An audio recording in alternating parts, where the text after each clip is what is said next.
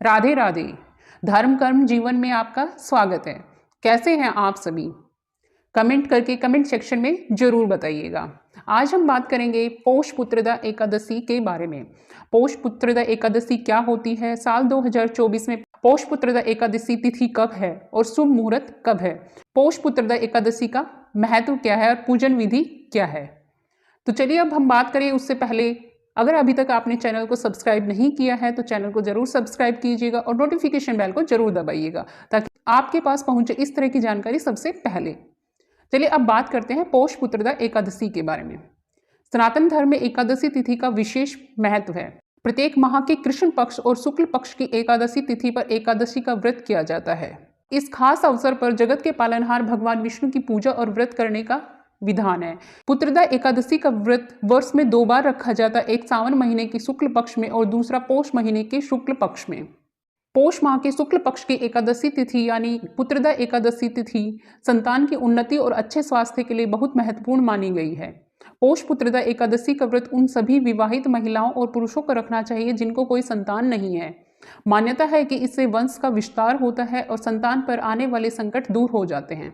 चलिए जानते हैं इस वर्ष यानी साल 2024 में पौष पुत्रदा एकादशी की सही तारीख व शुभ मुहूर्त क्या है। पौष शुक्ल एकादशी तिथि 20 जनवरी 2024 को रात 7:26 से शुरू होकर 21 जनवरी 2024 को रात 7:26 पर समाप्त होगी। एकादशी का व्रत हमेशा सूर्योदय पर प्रारंभ होता है और अधिकांशतः अगले दिन सूर्योदय के पश्चात समाप्त होता है। इसलिए पौष पुत्रदा एकादशी तिथि होगी 21 जनवरी 2024। पूजा का समय है सुबह 8:34 से दोपहर 12:32 तक और एकादशी पारण का समय है सुबह 7:14 से सुबह 9:21 को 22 जनवरी को। पुत्रदा एकादशी पर भद्रा का भी साया है। पौष पुत्रदा एकादशी के दिन सुबह 7:23 से रात 7:26 तक भद्रा भी रहेगी, लेकिन हालांकि भद्रा का वास इस समय स्वर्ग में रहेगा, इसलिए स्वर्ग की भद्रा का दुष्प्रभाव पृथ्वी पर नहीं होता है, इसलिए आपके व्रत में किसी भी प्रकार की अड़चन इस समय नहीं आएगी। अब हम बात करते हैं पौष पुत्रदा एकादशी की पूजन विधि के बारे में। पौष पुत्रदा एकादशी तिथि पर ब्रह्म मुहूर्त में उठकर सबसे पहले स्नान कर भगवान विष्णु को प्रणाम करें, संभव हो तो गंगा स्नान करें, प्रभु का ध्यान करें, फिर आचमन कर व्रत का संकल्प लें। इस दिन पीले रंग के वस्त्र पहने क्योंकि भगवान विष्णु को पीला रंग अति प्रिय है। सबसे पहले सूर्यदेव को जल का अर्घ्य दें और उसके बाद पंचोपचार कर विधि विधान से भगवान विष्णु और माँ लक्ष्मी की पूजा करें। विष्णु जी को पीला रंग अति प्रिय है, इसलिए उन्हें पीले रंग के फूल, फल और मिठाई अर्पित करें। पूजा के समय विष्णु चालीसा का पाठ करें और अंत में आरती कर सुख समृद्धि व पुत्र प्राप्ति और धन वृद्धि की कामना करें। दिन भर उपवास रखें और शाम में आरती कर फलाहार करें।